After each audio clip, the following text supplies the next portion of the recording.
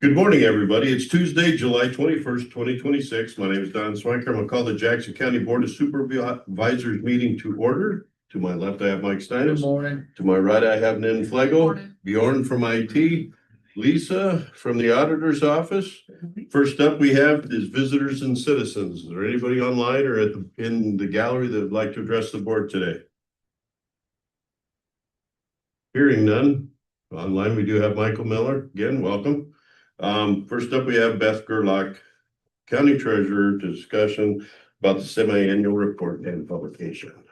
Good morning. Morning. I know it's tiny. It's small and light font. And you need a, New printer, pink.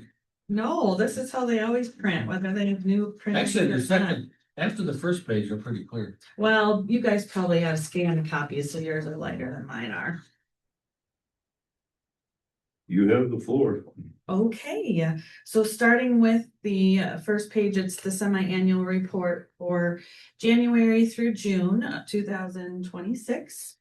And you'll see, the balance revenues total to be accounted for, disbursements, and then the fund balance for June, that's the treasurer's fund balance. So the 14,627,267.89.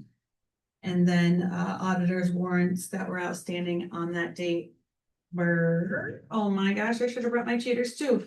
341, 921, 341, 341. Mine says 341, 921, 46. Yeah. All right.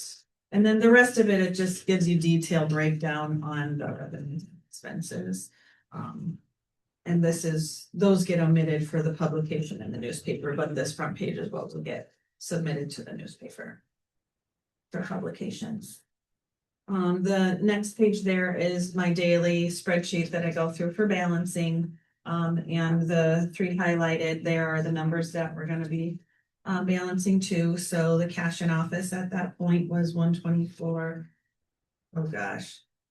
80. 030. Oh, 30. I need to go get my glasses. 24, 030, 50 cents. You want to try mine? No, I just need little cheaters. That's what these are. Oh, that's what they are. Yeah. Take mine, I got another pair. Thank you. Hey, goodness. Oh, shoot. These are stronger. Okay. These aren't very strong. Okay, now I can very. I didn't realize I needed them until somebody left these in the We office. should What have about it? at the I door. was like, oh, yeah. Great. Okay, so that's the cash in office number, and then cash in banks, which would be what the bank statement shows us, 14,503,237.39. Yep. Total cash amount, then we've already seen that matching number there, the 14,627,267.89. So that is the green number we're wanting to see on everything. Banking and investments balance sheet, this just goes over the register balances that I keep. All the money in the bank accounts that we have totals the 14,503,237.39. And then this spreadsheet is a month-end spreadsheet that I do for the auditors. Cash balances, so again, it lists all of the banks that we have funds in, and the balance per bank would be the bank statement balance. Interest earned for that month is the next column, and then there are some that have outstanding checks and such that haven't been deposited or withdrawn from the bank yet. But you'll see the register balance does match that balance sheet of 14,503,237.39. And then including the total cash in office number, again, $124,030.50 would have been what we had in office on that date. And treasurer's cash balance is 14,627,267.69. This is the breakdown spreadsheet for the semi-annual report. So the first page is the treasurer's balance being balanced back to the auditor's balance. So it's going to show what the auditor's report shows, any warrants that were outstanding, and then what the treasurer's balance is. And you'll see on the next page that we did balance with the auditor. Then the outstanding warrants number is the same as the first page, the 341,921,46. And our total number here for cash is 14,627,267.89. The rest of the spreadsheet here just breaks all those numbers down further into detail. So again, that highlighted total cash in office number, the 124,3050, total cash on hand in the banks, 14,627,267.89 is accounted for. And then at the bottom, it takes into account the interest that we had earned at the end of the month. And balances back to that 14,503,237.39. And that's the page we'll need the signatures on. And the rest of this is just the rest of that spreadsheet broken down into even more detail. So the numbers from this sheet that we just went over are broken down even further. The first page just shows every dollar of actual cash in our office that is accounted for and the increments that we have them in. With the grand total at the bottom. The customers who had paid in office, but we hadn't received funds for debit and credit cards are all listed here and total the 24,957.22. The next page is all of those that have paid online, but we hadn't received funds for. And that total is 45,263.50. So the grand total of debit, credits, and online payments was $70,220.72 that were receivable yet. And then the last couple pages is the bank accounts balances typed out here and the time certificate deposits as well. So we have 4 CDs totaling the 732,643. Cool. Silly question. What? I know we have a slight amount of pennies on hand here. Do they still recognize the pennies or how we go forward with an audit? Well, we're still using pennies. We give them back to people when they pay us in cash, as long as we have them.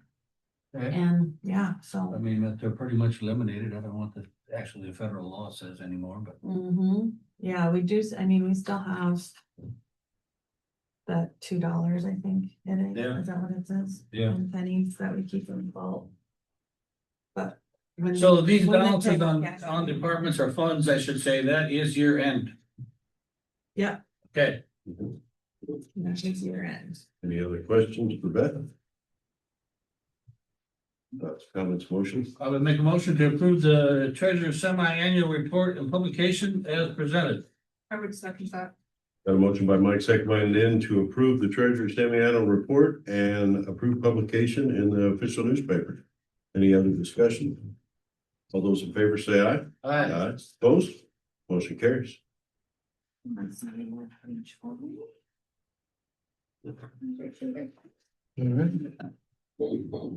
Put them in the basket at the door. Yeah, I'm too young to need those dang things.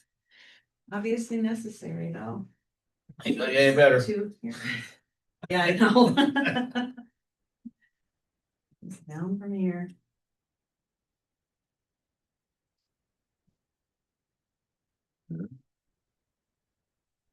Thank you. Thank Welcome, you good very Good night. much. Thank you.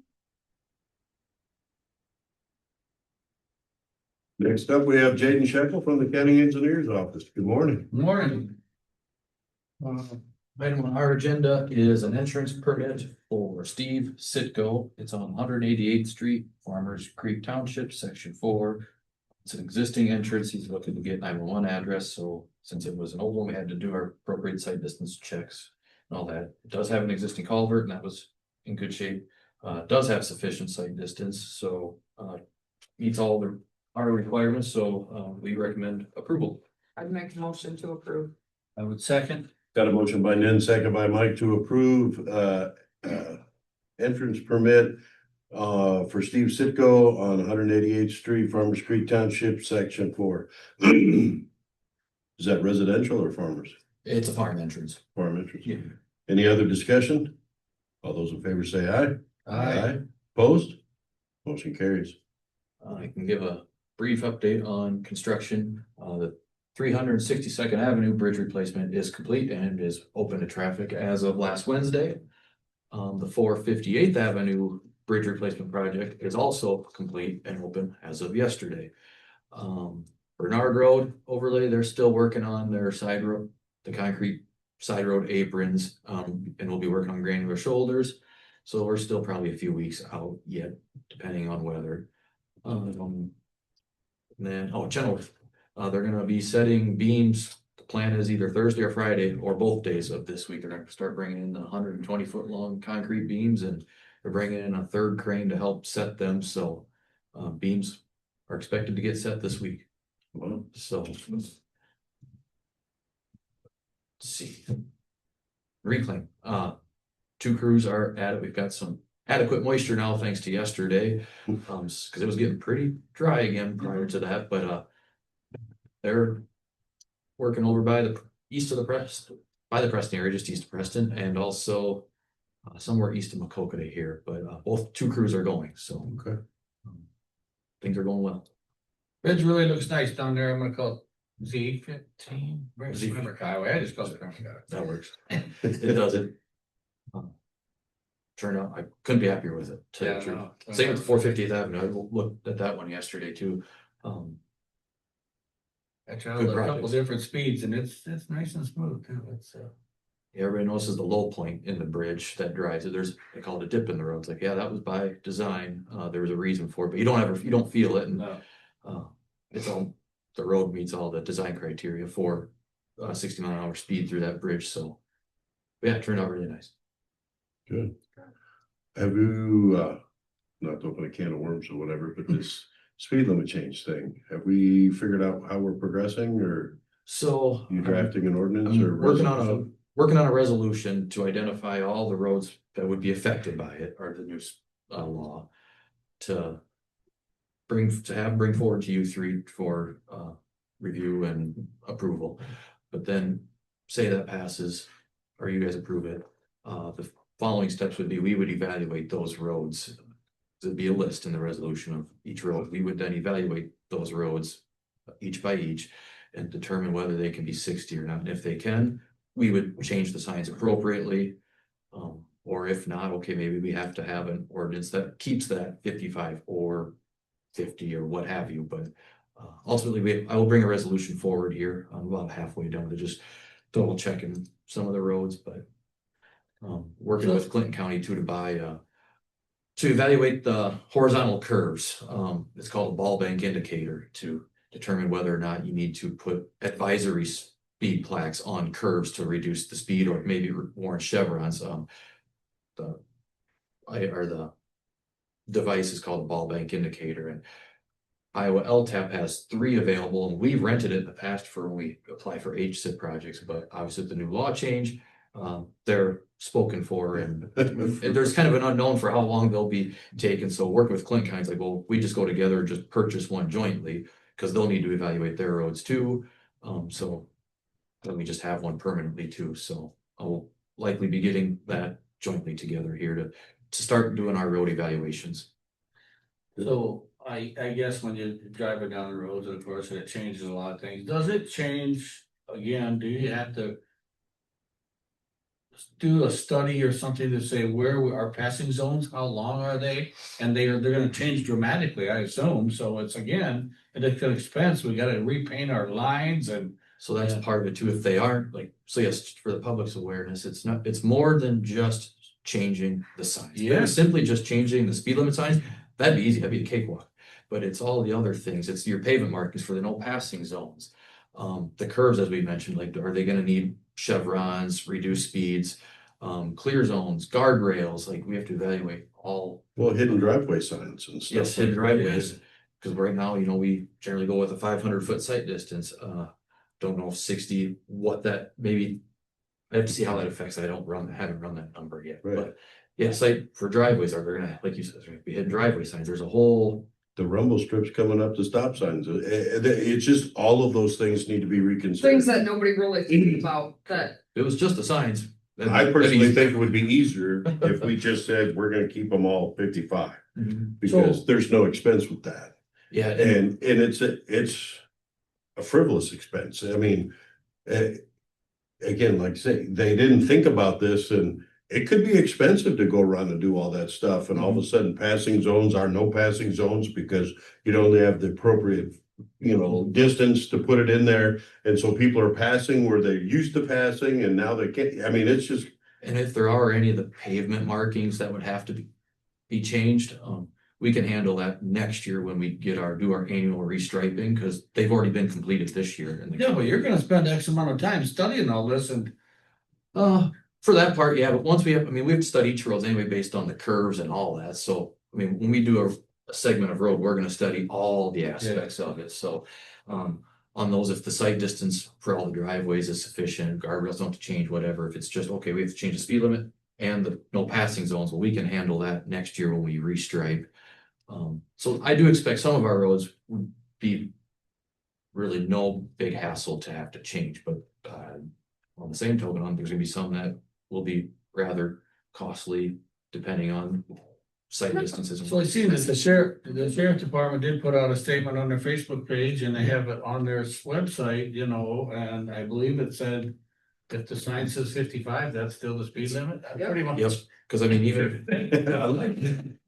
So for the public's awareness too, state highway, the DOT's Highway 62 from Makolka to Andrew, it's set at 60, but from Bellevue to Andrew, it's still at 55. It should So be 35 the way. Well, And they're gonna fix it, they promise. State Highway 64 going east out of town is still 55 and 12 miles. and I believe Highway 52, like throughout Jackson County, to my knowledge, is still 55 yet. So It's all staying there. So yeah, there's the DOT's in the same boat, I guess, if you will.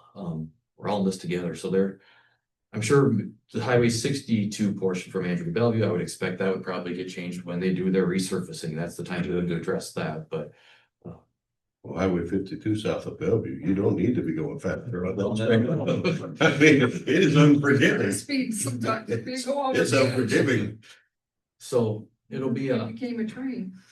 I do expect some of our roads to change. The timeline, I don't know. It just depends how we evaluate. But yes, the initial steps, I'll bring forward a resolution. Maybe they'll recall this whole thing and. Well, until further notice, like the sheriff's department posted, we can also post, and I guess we don't have press today, but It's a whatever it's posted, that's what it is. Mhm, You correct. know, there is no, oh, wait, no. Mhm. Whatever it's posted, that's what's gonna be law until said otherwise. And we really won't probably be evaluating our roads till late fall, early winter, once our office staff is done with construction projects, then I can get some time freed up, because. Well, I would still think we need to proceed or look into a resolution or something Mhm. that would be much easier for us to navigate. Yeah, because what that resolution will say is, I don't have the exact verbiage in front of me, but something to the effect of that. Until a traffic or engineering analysis or study can be performed, these are the roads that shall remain until that study is performed and determined otherwise. So, Have you had conversation about it with Jones County? Jones County, Jones County called prior to this being in effect, I think the week before the 4th of July. They are changing theirs to 60. I seen they had signs changed already yesterday. I was in Jones Yes. County. So they let us know that if we were to need any 55-mile-an-hour signs, they would have some extra available. They would have some. I know Clinton County and Dubuque, Don't throw them away, boys. Clinton County and Dubuque are they're doing the same approach as us, where they're going to do a study on their roads. Obviously different terrains too, or topographic features between those two counties, but So the state passed this law. Is there some kind of time frame along with it? Or is it just, it's 60? that's kind of, there hasn't been any guidance as far as it must be completed at this date. Whenever you get around to it, or. The DOT they have emailed me asking, I'm sure they've done with all the counties for whatever district they're in, but asking what our approach is regarding the new law, and I explained to them exactly, and they're like, okay, sounds good. So, yeah, there's no Well definitive, thought out. Actually not. yeah, it's kind of, the cart was before the horse, in my opinion, Yeah. but That's it's another one of those unfunded mandates that, what do you mean it costs money? you know. Yeah, it's the price of them signs alone are gonna. So then, and we're preparing, so as we we get signs, not only new signs we get ordered, but we get some signs refaced at prison and Anamosa. We're already just being proactive, for the expectation that some will change, is that some of our speed limits that are to get refaced, we're refacing some as 60 to just. So that way, when we do get the study done, they can be changed, but, so again, I do foresee us having some roads to 60 with very minimal cost, Okay. so. But yeah, we're evaluating, I'll have forward a resolution here in the next Yeah, few weeks. appreciate it. Appreciate it. Just curiosity, I know that 136 is not in Jackson County. On Monday, they're gonna start doing something on 136. So I do have there's a pre-con with the DOT tomorrow. I'll know more of when They're they, gonna come up 61 through Macokota and then back down on, is that their? I'd have to, From where to where? I know that we signed an agreement like a year ago. Right. and I don't know if this is for that portion at all or not. Because the portion was when they were gonna I think completely reconstruct a portion of 136 from Delmer to 61. Is this the portion that, I assume so, that's why. and that they changed That their, needs it. Talking so, about bad roads. because when I It looked at needs it the, all the way to Clinton almost. when I looked at I think the abbreviation or the subject for the pre-construction meeting, I think they call it asphalt resurfacing, so I don't know if they changed their Oh, approach. okay. But also that pre-construction meeting is tomorrow. I'm gonna attend virtually for it, so I'll know more I details just was curious. tomorrow, and I can email you and bring forward to the next week's meeting to an update on that. But, Good. yes, the meeting is tomorrow. Well, thank you much, sir. Yep. Thank you. Next up, we have Lisa with the auditor's office. This morning, I need a motion to approve the July 14th, 2026 meeting and work session minutes as written by Auditor Smith and authorized publication in the official newspaper. So move. I'll second that. Motion by Mike, second by Nan to approve the July 14, 2026 meeting and work session minutes as written by Auditor Smith, authorized publication in official newspapers. Any other discussion? All those in favor say aye. Opposed? Motion carries. I received an email request from ECIA for a letter of support for RTA's Mobility Outreach, Visibility and Education Initiative. I have prepared that letter of support for board review and signature. So if you agree with supporting them, I would ask for a motion to approve and authorize chair signature on a letter of support for RTA's Mobility Outreach, Visibility, Education, or the MOVE initiative. There was no changes from the email. I plagiarized, Yeah, okay, so Yep. that's still, no, there was no changes since last week to that. no. I'll make a motion to approve the letter of support. I would second. Got a motion by Nan, second by Mike to approve and authorize chair signature for a letter of support for the RTA's Mobility Outreach, Visibility and Education Initiative. Any other discussion? All those in favor say aye. Aye. Opposed? Motion carries. And we also have prepared an agreement. It has gone to the assistant county attorney and he has approved it. But this is for the allocation to the senior center citizen. So if you agree with this agreement, I would like to have a motion to approve and authorize signatures on the agreement between Jackson County and Jackson County Senior Citizen Center, effective July 1st, 2026 and ending on June 30th, 2027 for fiscal year 26-27. So this is something that we're gonna review now every year, correct? Correct. I would make that motion. I would second that. Got a motion by Mike, second by Nan to approve and authorize signatures on the agreement between the Jackson County and the Jackson County Senior Citizen Center, effective July 1st, 2026 and ending June 30th, 2027 for fiscal year 26-27 funds. Any other discussion? All those in favor say aye. I, Opposed? Motion carries. And just as a direction that I need or not, I guess, is we do have two contracts, two agreements that are expiring. How do you want to handle those moving forward? So we will have obviously the Imagine the Possibilities for Andrew Jackson Care. That is expiring and the agreement with handicap is expiring. So how do you start that process? The agreement with Andrew Jackson Care, that was a 3-year Yeah. agreement, yeah, and that's expiring when? The end of the year. end of fiscal year, end of calendar year. I think we should send notice that I think we should send notice, yeah. we'd like to negotiate renew terms, lease is coming due. So who do we send notice to? I mean, Is Todd not still in charge or no? No, No. he's up the chain quite a bit more than, so. that's why I wasn't sure how to do this.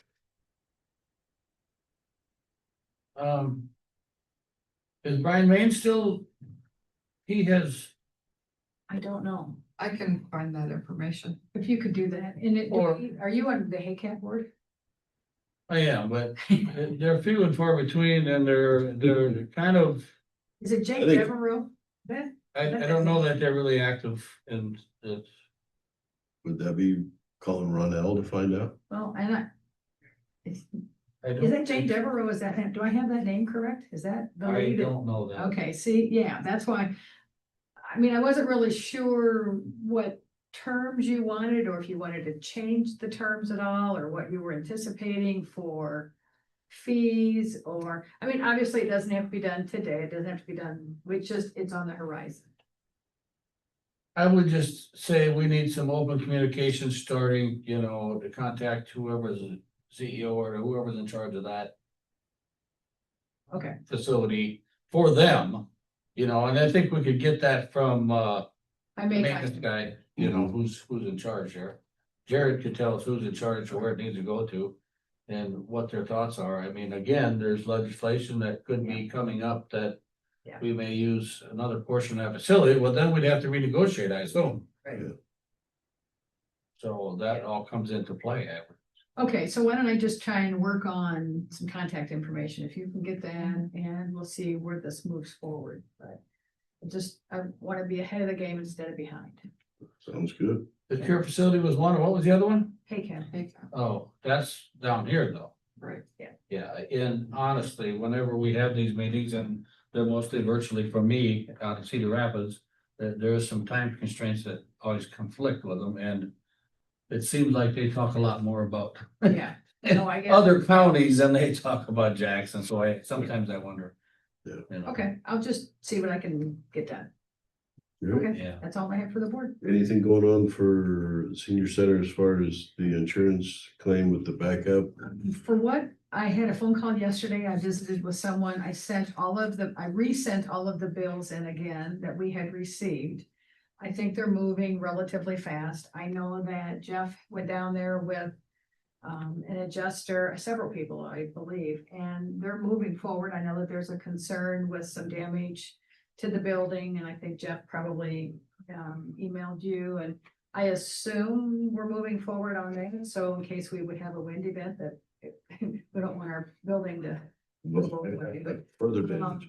So I don't know if that's something that, if someone comes in and fixes that, if the insurance company would pay the contractor, or if we would have to pay it and get reimbursed.